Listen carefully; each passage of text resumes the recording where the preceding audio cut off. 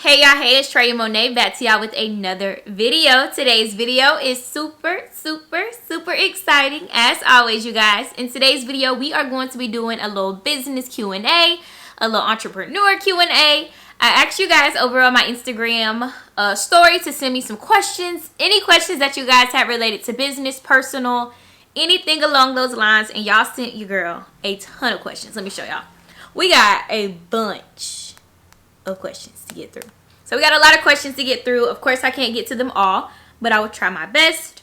So we're going to just answer some questions. I have me a little Arnold Palmer here from Chick-fil-A that I'm just sipping on. So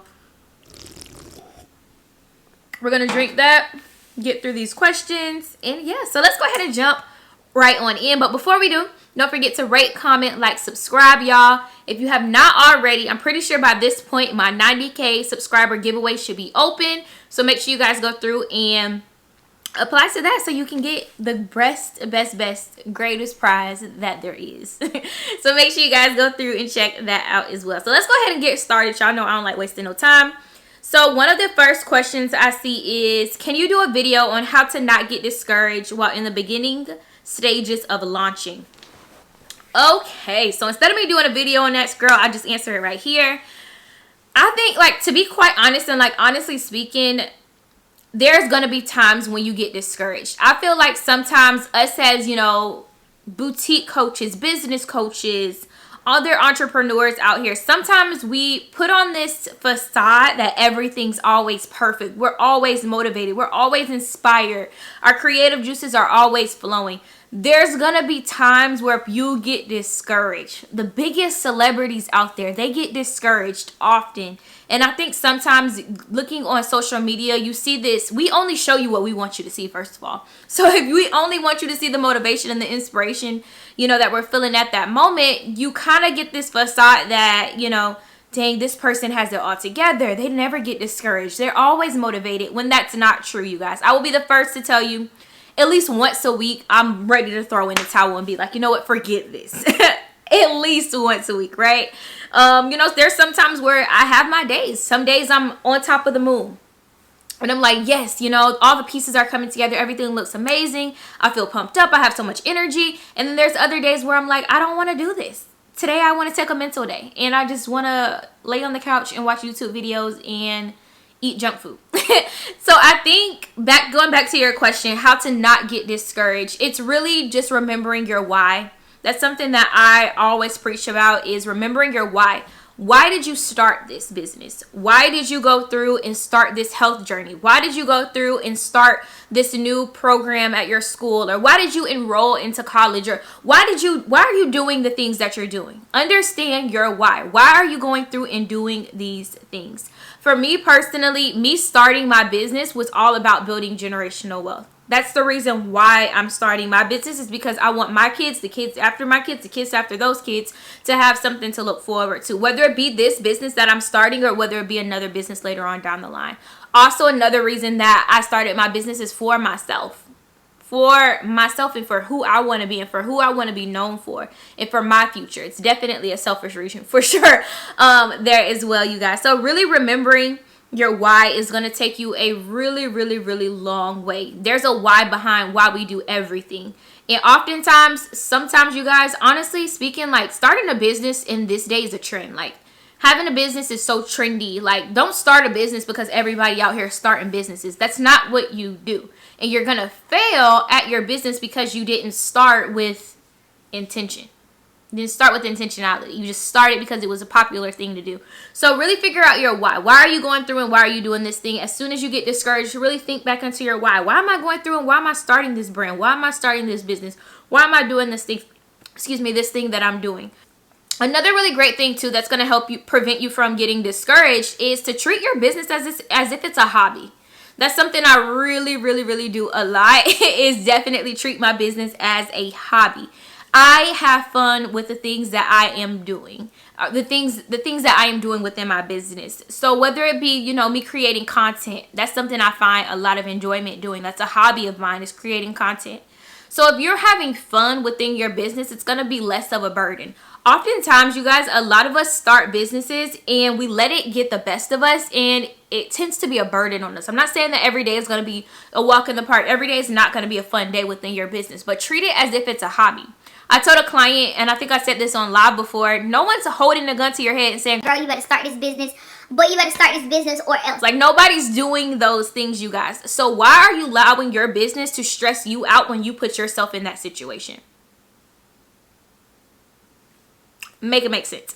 Nobody is making you do these things. So have fun with the things that you are doing. Don't start a business because everyone else is doing it. You're not going to have fun. It's not a walk in the park all the time. But definitely, for the most part, make sure that it's some type of enjoyment that you're getting out of starting that business, is what I would say. Those are two things I would say as to, you know, how to not get discouraged. Of course, to each its own. What might discourage me may not go through and discourage you. So remember your why and treat your business like a hobby. Have fun with it. Let's see. Next question. How do you stay consistent? Ooh, this is a really, really, really good question. How do I stay consistent?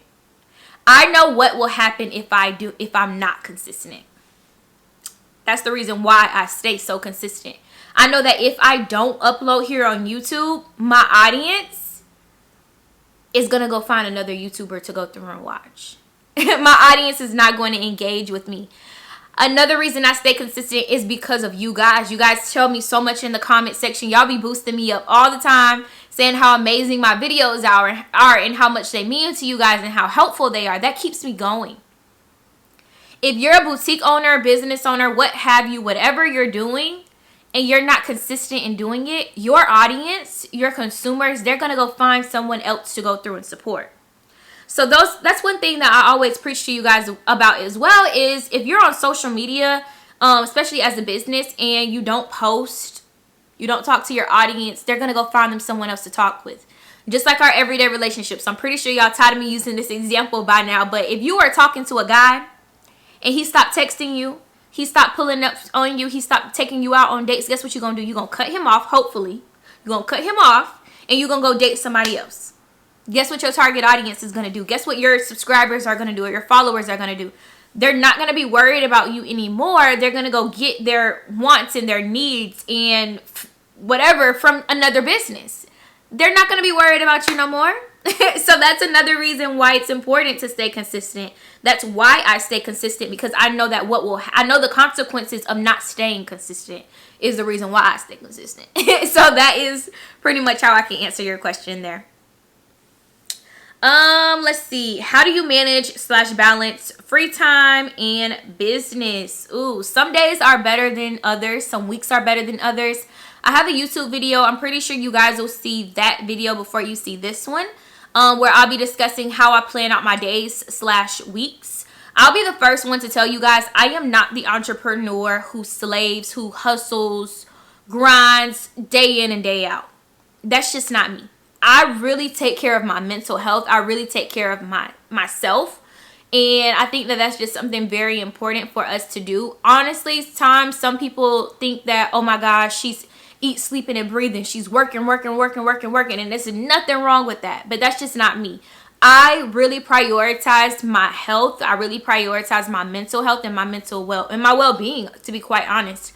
I like to have fun with my friends. I like to go out. I like to go to a nice hookah bar. I like to relax. So I make sure that I can go through and do those things while also going through and getting my work done at the same time. So in like a previous video, I mentioned to you guys, like during the weekdays is when I'm really grinding.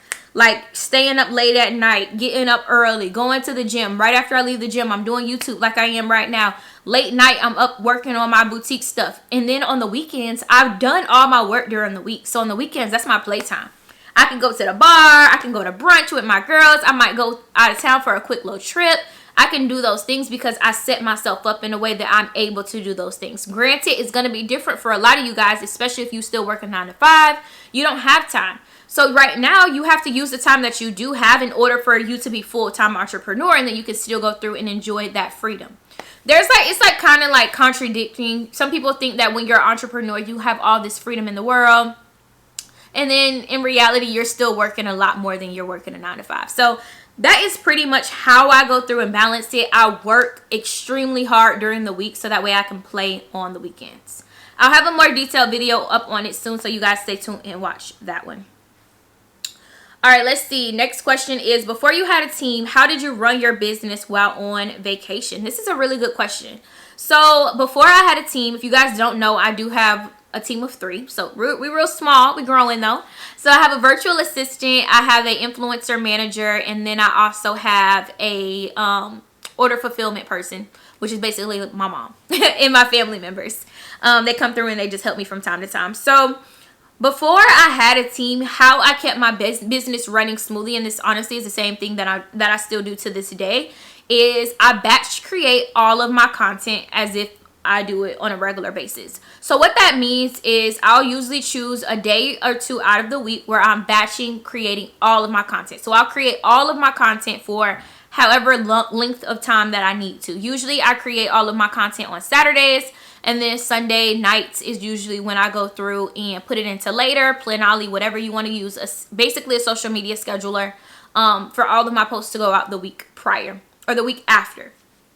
So I do that when I go out of town as well. So if I know that I'm going to be out of town from Monday to Friday, I'm going to batch create all of my content during the weekend probably, so that way during the actual week that I'm going out of town, all of my content can go out. Also, you guys, one really important thing that you can do too if you're going to be out of town or on vacation is to put some type of notification bar on your website that says all orders placed from this day to this day will ship out on this day. So that way your audience knows that there's some type of delay within your shipping, so that way they can still go through and shop with you. Don't close your site down because you're going to be on vacation. Don't do that, because you might miss out on some sales. So just be transparent with your audience. That doesn't mean tell them your business, tell them that you're going to be out of town and all of these other things, but just let them know, hey, as soon as I get back, your orders will be, fulfilled, without telling them that you're going on vacation.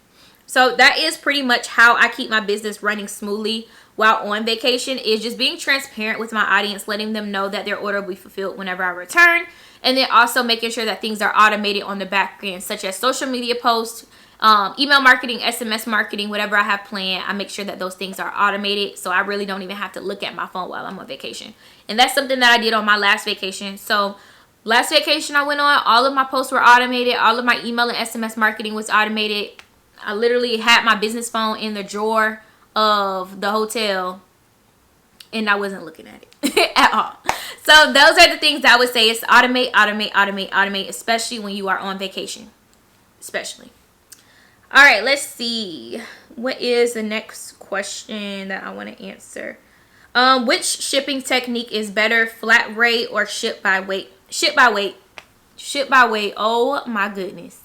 I cannot tell you guys how much time I've saved and how much money I've saved shipping by weight. Shipping by weight is so awesome, you guys. So basically what ship by weight means is if I am on the back end of my Shopify, I'm going to weigh each individual piece of my inventory and put it into the actual product,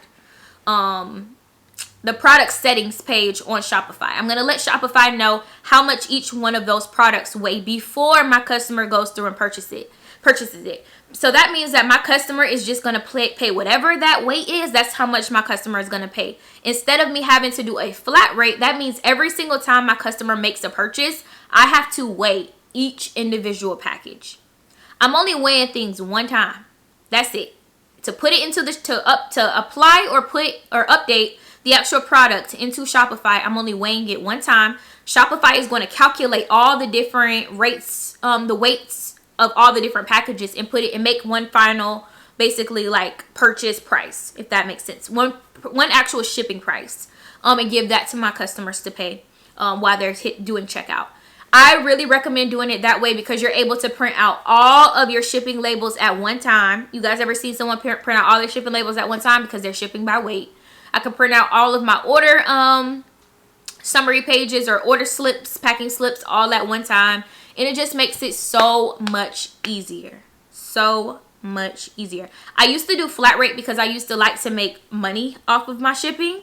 But now I just do ship by weight because I don't even care to make those extra funds because time is money. So I'd rather y'all just pay however much it's supposed to cost or my audience pay however much it's supposed to cost, and then it just makes shipping so much easier. So definitely ship by weight, so much easier for sure. Next question I see is, do you sample all of your products? No, I've never purchased a sample a day in my life. Not one time have I ever gone through and purchased a sample. And to be quite honest, a lot of vendors aren't even going to allow you to purchase samples. So yeah, if you want to, test out product or see product, just go to the fashion district, go to Magic, what have you, and just see it that way. But the only time you're ever really going to be able to purchase samples is if you have a really good relationship with your vendor, if they allow you to, or if you are shopping on like Alibaba or something along those lines. Those places will oftentimes allow you to purchase samples. But in my experience, I've never purchased a sample, not one day in my life.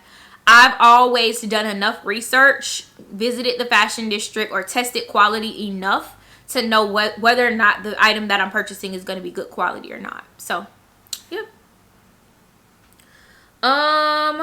Let's see. How do you choose your pieces by season trend? My business is very collection focused. I'm not the boutique or the business that just randomly releases new arrivals. That's just not my business model, and that's not my business strategy. I'm very collection focused. But all of my collections are usually on trend and usually by season as well. I had a really good question I just passed.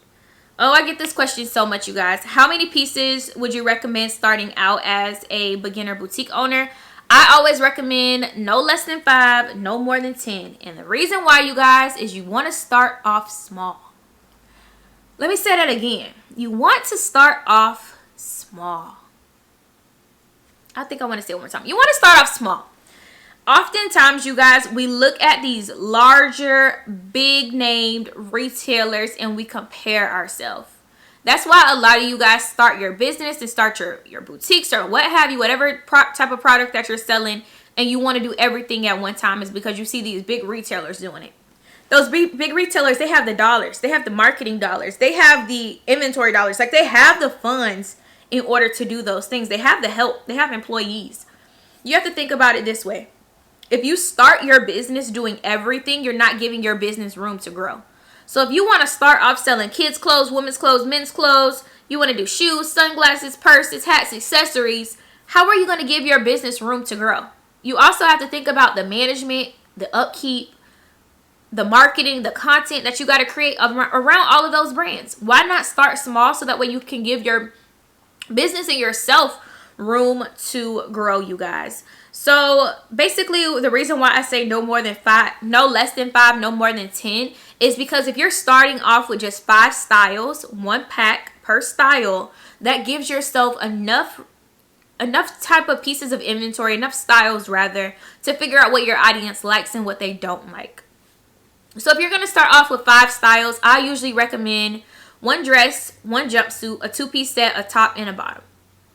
If you notice that all of your jumpsuits are doing really, really good on launch day, that might be indication that your audience really likes jumpsuits. It gives your audience basically variety, is what I'm saying.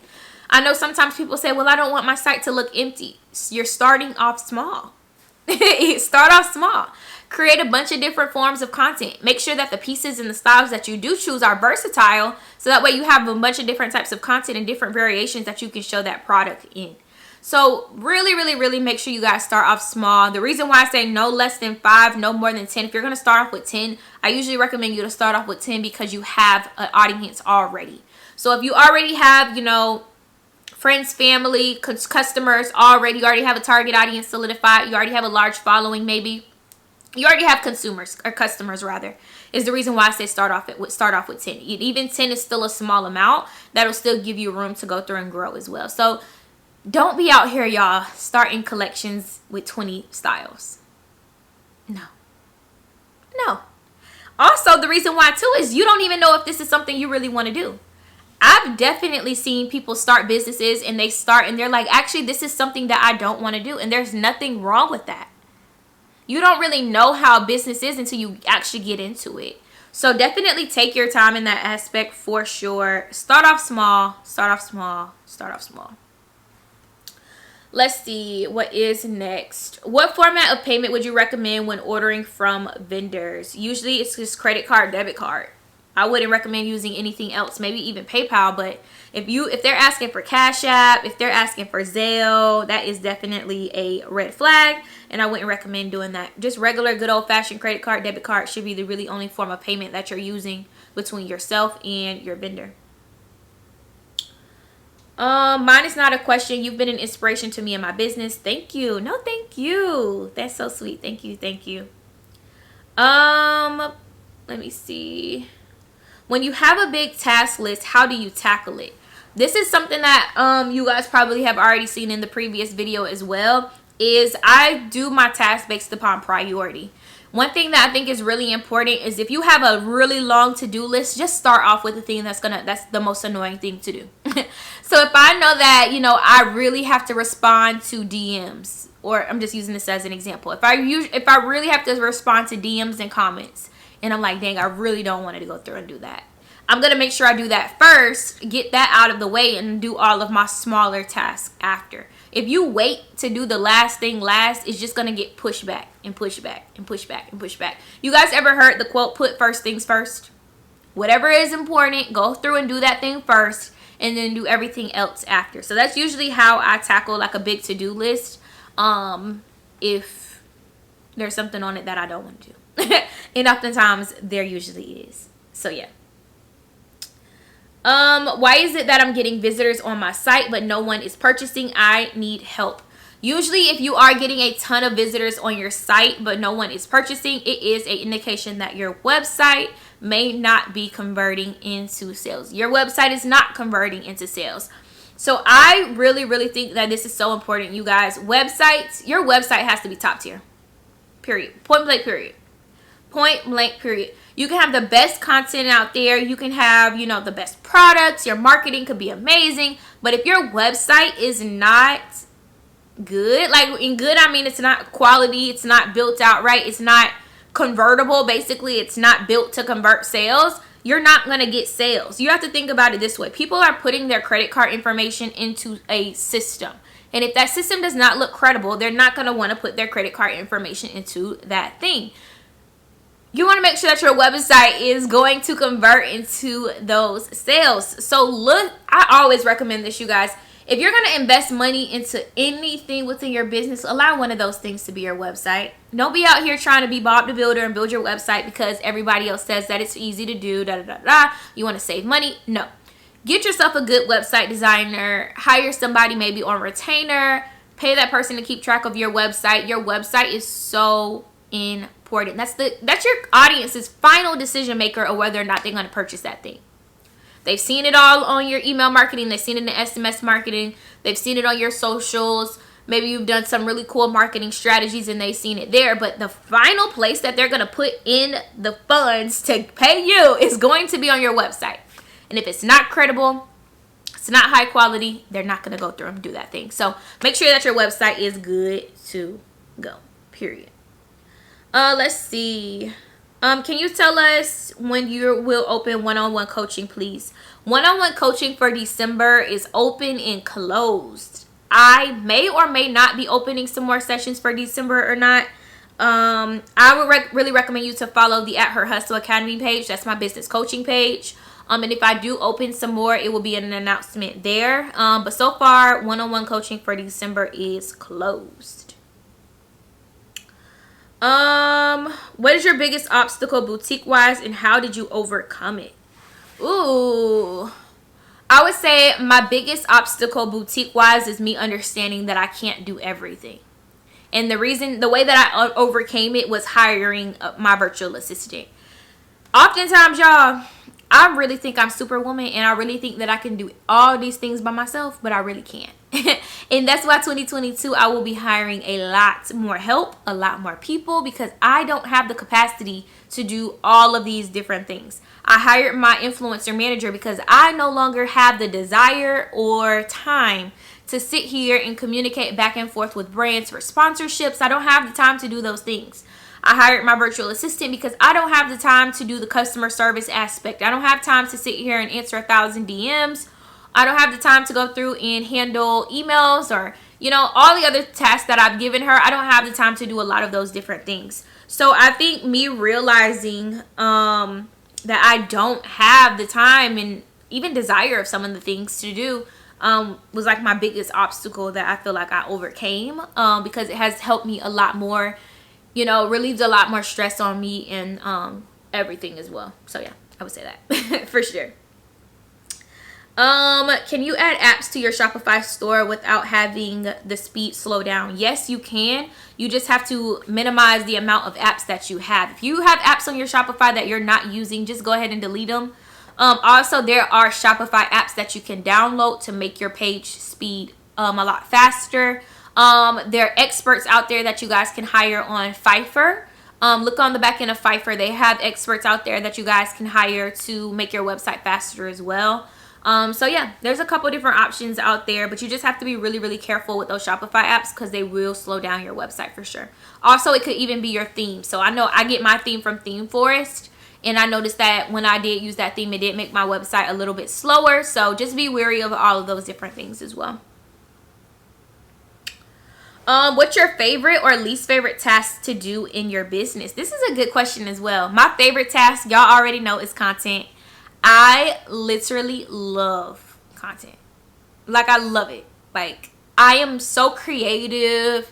I feel like I'm like the content creator, content manager, social media manager, creative director of my business for sure. The thing that is my least favorite thing to do is anything having to deal with legals, finances, and taxes. Like, I just don't want to have to deal with any of that stuff. So more so the creative aspect of my business is what I love. More so like the businessy admin type of stuff is the stuff that I don't really like to do, but have to do it. So, yep. That was a good question. Let's see. What is the difference between the 1 hour coaching session and the Her Hustle handbook? So if you guys don't know, I do offer 2 type of coaching programs, and then I do offer two digital products. So the 2 coaching programs that I offer is a 1 hour clarity call, and I do offer a 3 hour VIP day. And then the 2 digital products I have is called the Her Hustle handbook, and then I also have a pricing strategy spreadsheet that is a downloadable too. So she's asking the difference between the 1 hour coaching call and then the Her Hustle Academy handbook.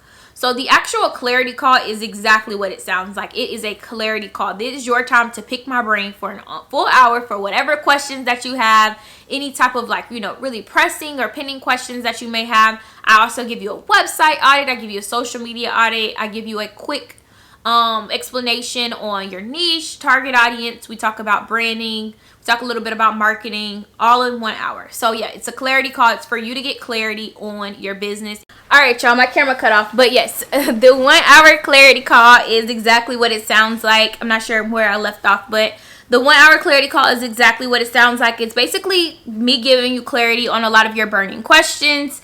If there are things out there that you have pertaining to your business and your business specifically, I answer those. I'm not sure if I said this either, but I give you a guide as far as your target audience. We solidify your target audience during that call.